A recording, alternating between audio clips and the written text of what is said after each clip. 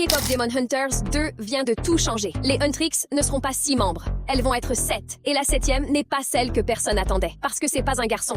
C'est une fille. Et voilà la partie la plus folle. Vous l'avez déjà vue. Elle était dans le film, dans la toute première scène. Et personne n'a réalisé ce qu'il regardait.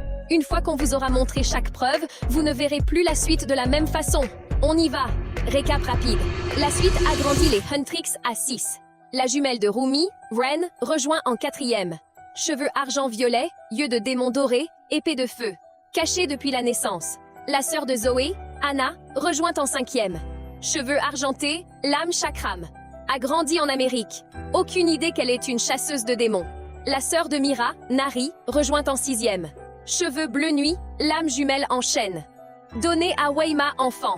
Élevée par l'ennemi. La fille dans les chaînes qui transforme ses chaînes en armes. Ça fait 6. 3 originales, 3 sœurs cachées. Ça semble complet. Mais non. Les créateurs ont confirmé que la réponse de Weima à la perte des Saja Boys, c'est créer quelque chose de pire. Les Saja Girls. Un nouveau groupe de démons à 5 membres. Ses armes les plus puissantes, 6 membres des Huntrix contre 5 Saja Girls, ça semble suffisant. Mais ajoutez Weima lui-même et c'est 6 contre 6. Égalité.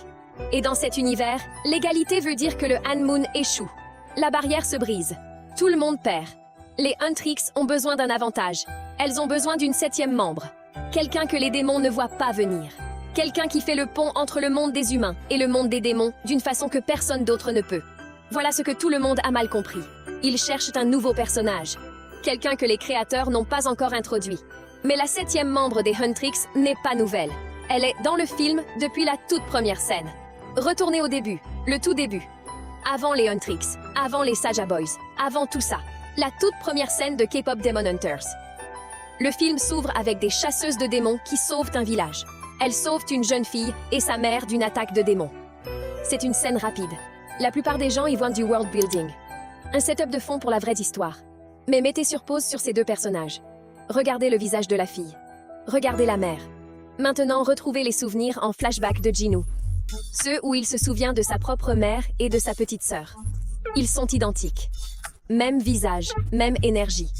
La fille que les chasseuses de démons ont sauvée dans la scène d'ouverture et la sœur que Jinu a perdue il y a des siècles. Les créateurs les ont mis dans la première image du film et personne n'a regardé 2 fois. Regardez le moment du sauvetage au ralenti. La chasseuse de démons tend la main. Leurs mains se rejoignent, et puis ça arrive. Une lumière bleue s'allume dans la poitrine de la fille.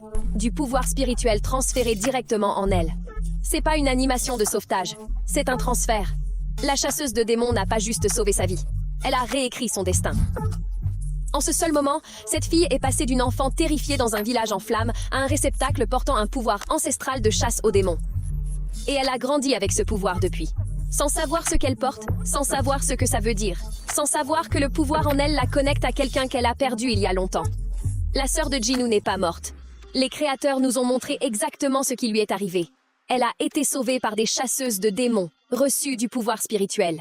Et elle a grandi dans le monde des humains pendant que son frère était piégé dans le monde des démons pendant 400 ans. Pensez à ce que ça veut dire. Elle porte la même lignée que Jinu, la même connexion aux 2 mondes. Mais contrairement à Jinu qui a été transformée en démon, elle a été élevée humaine avec le pouvoir de chasse aux démons qui coule dans ses veines. Elle est le pont. À moitié connectée au côté humain à travers le transfert spirituel. À moitié connectée au côté démon à travers la lignée de Jinu. Elle appartient aux 2 mondes. Et elle ne le sait même pas encore. Tout le monde veut que Jinu soit le 7e membre. Mais Jinu ne peut pas l'être. Pas encore. Il a versé son âme dans l'épée de Rumi. Il est piégé à l'intérieur. L'épée est devenue plus épaisse, couverte d'un motif d'Arbi, le symbole des esprits cachés dans les objets. Jinu n'est pas mort, mais il n'est pas libre non plus.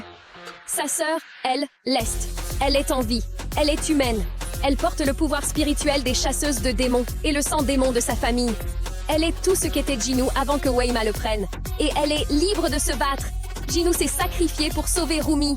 Maintenant, sa sœur porte son héritage en avant. Le frère piégé dans une épée. La sœur libre avec son pouvoir. C'est pas une coïncidence. C'est les créateurs qui mettent en place l'arc émotionnel le plus dévastateur de toute la franchise. Basé sur tout ce que les créateurs nous ont montré, voilà à quoi ressemble probablement la 7e fille des Huntrix. Les traits de Jinu, mais plus doux, féminins. Cheveux sombres, mais avec de subtils reflets bleu-violet du pouvoir spirituel qu'elle a reçu enfant. Cette lumière bleue a laissé sa marque. Son style fait le pont entre 2 mondes. Des éléments coréens traditionnels des vieilles chasseuses de démons qui l'ont sauvée, mélangés à l'énergie moderne des Huntrix. Elle ne vient pas du monde idole comme les autres filles. Elle vient du monde ancien, les chasseuses de démons originelles. Et son arme, pas une épée comme Jinwoo. Quelque chose de plus ancien, quelque chose connecté aux chasseuses de démons qui lui ont donné leur pouvoir. Une arme qui porte des siècles d'histoire. Parce qu'elle ne rejoint pas juste les Huntrix, elle apporte l'ancien monde dans le nouveau combat. Regardez le schéma. 3 membres originales des Huntrix. Rumi, Zoe, Mira. Elles représentent le présent. Les filles qui ont combattu en premier. 3 sœurs cachées. Ren, Anna, Nari. Elles représentent la vérité cachée. Les filles gardées dans les ombres. Et puis il y a la 7e. Elle n'est pas une originale. Elle n'est pas une sœur cachée. Elle est autre chose. Elle est le pont. La fille qui connecte les anciennes chasseuses de démons à la nouvelle génération. La fille qui porte le pouvoir des 2 mondes. 3 plus 1. Présent, plus caché, plus ancien. Et dans la mythologie coréenne, 7 est le chiffre de la complétion. Pas l'équilibre. La complétion. Le point où quelque chose devient entier. C'est le chiffre du Han-moon doré. Et ça a toujours été censé être 7. Le Han-moon arc-en-ciel a échoué parce que 6 éléments n'étaient pas suffisants. 3 éléments ont créé un spectacle de lumière. 6 ont créé une barrière temporaire. Mais 7 crée le Han-moon doré. Le saut permanent. Et le 7e élément est celui que personne n'attendait. Pas le feu, pas la terre, pas l'eau, pas l'air, pas l'équilibre, pas l'ombre. Le 7e élément, c'est l'esprit. Le pouvoir ancien qui existait avant tous les autres. Le pouvoir qui a été transféré dans une fille terrifiée dans un village en flammes, il y a des siècles. Mais voilà la partie dévastatrice. Le Han-moon doré scelle le monde des démons de façon permanente. Et Jinwoo est connecté au monde des démons à travers l'épée. Si sa sœur aide à créer le Han-moon doré, elle scelle peut-être son propre frère pour toujours. La fille avec son pouvoir, qui l'enferme dans la chose pour laquelle il s'est sacrifié. La 7e fille des Huntrix n'ajoute pas juste un numéro. Elle connecte tout le monde. Elle est la sœur de Jinwoo. Ce qui la connecte à Rumi à travers l'épée. Elle porte le pouvoir ancestral de chasse aux démons. Ce qui la connecte à l'enquête de Ren sur les vieilles familles. Elle fait le pont entre les mondes humains et démons. Ce qui la connecte à l'élément ombre de Nari. Et elle est la seule personne en vie qui peut regarder l'épée de Jinwoo et dire « Je sais qui est là-dedans, et je vais le sortir de là ». C'est le 3e film. Pas juste sceller le monde des démons. Libérer le garçon piégé dans l'épée. Et la seule personne qui peut faire les deux est la fille qui a été sauvée dans la toute première scène du premier film. La fille que personne n'a regardée 2 fois. La 7e fille des Huntrix. Pas une sœur cachée. Pas un garçon qui change de camp. Une fille sauvée dans la première scène du premier film. Portant un pouvoir ancien et du sang démon. Et elle ne sait rien de tout ça encore. Le breakdown complet sur chaque membre et chaque secret est à l'écran maintenant.